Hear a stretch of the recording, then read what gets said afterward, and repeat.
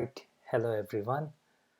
So this presentation is part of our internship, professional development networking event and presentation. So the event that we attended, actually we organized this event, which was encryption and secure video conferencing, what you need to know now. Let's jump into the event details. So this event was organized by us, the students of Advanced Cybersecurity class of ITU, on August 11th, 6 p.m. PST. The event was broadcasted live on ITU's YouTube channel. As I mentioned, it was organized by the students of ITU's Information Cybersecurity Department, very specifically Advanced Cybersecurity class, under the guidance of Dr. Mamon Samaha. And the speakers were myself, Abdul Karim, Chu, Chitra Rajan, Livon, Omkar, Reza, and Zoe. Here is a very quick preview of the banner for our event, and I have included a couple of screenshots of the YouTube live stream that shows information about various topics that were covered during our live broadcast. As you can see, we have slides for ECB encryption modes and what GIST-C is, how we implemented security, what JWTs are. This was just a couple of screenshots from our presentation. Now we'll deep dive into the actual event details. So, uh, so a brief background is because of the COVID-19 pandemic, most of the companies are requesting their employees to work from home, and most of universities and classes and schools have now been organizing their classes online. So the demand for video conferencing tools and application is has increased significantly. There are a lot of service providers, and Zoom being one. But Zoom was recently attacked and targeted because of a vulnerability in their security systems.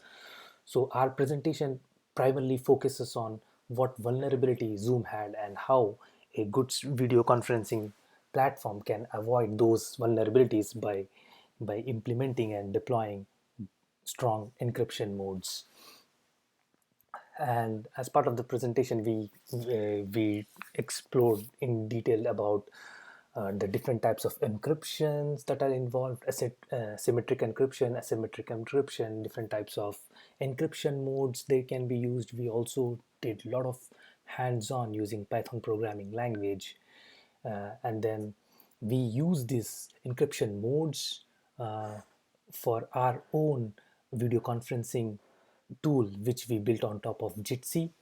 And we also covered very extensively about very secure uh, JSON web tokens that is used for transferring information between authorization server and video conferencing tool.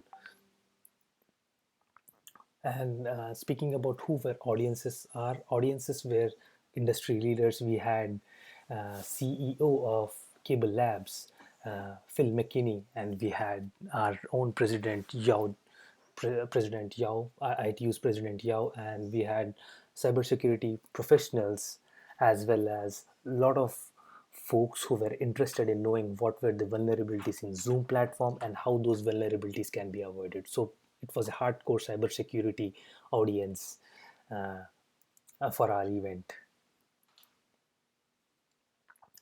And we spoke a lot about the technical challenges that we faced and how we overcome those hurdles. And a lot of questions were asked from the audience, especially Dr. Jahan, who asked us how, like, right now we have a POC at our disposal, how this POC can be scaled and deployed to the production environment, serving the needs of tens and hundreds of users at the same time. And because we were trying to build a secure solution, we spoke very extensively on encryption modes and JWTs. Basically, JWTs can be used when we are transferring information. As soon as whenever a user authenticates himself, we transfer the authorization and claims of that user from auth server to the application server or the video conferencing tool, and we talk about what could be the uh, potential potential threats that could be associated if we use weaker encryption modes and vulnerable ones, like how Zoom did. Uh, it was a wonderful discussion, and we had a lot of suggestions and suggestion tips from the CEO of Cable Labs, who also happens to be an early advisor to the Zoom platform, Zoom video conferencing platform.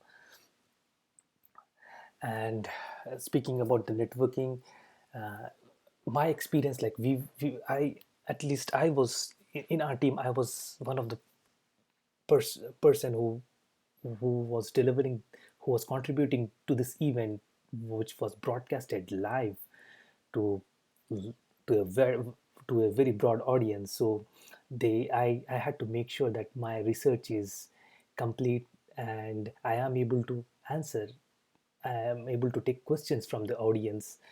And most of the members in my team had the same experience, and our plans going forward is to do further research and build secure solutions and share that knowledge with wider audience with the cybersecurity field, so that we can benefit and uh, grow together. And I have included uh, Eventbrite registration link if you want to take a look at it, and I have included ITU's YouTube channel link, and if someone is interested, they can watch the recording of our live broadcast. I have provided the link. It's a 2 hour long presentation.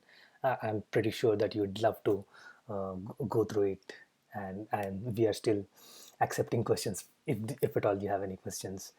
And thank you. If you have any questions, feel free to ask us. And I used the thank you slide from our events presentation, because it shows all the speakers during the presentation. Thank you so much.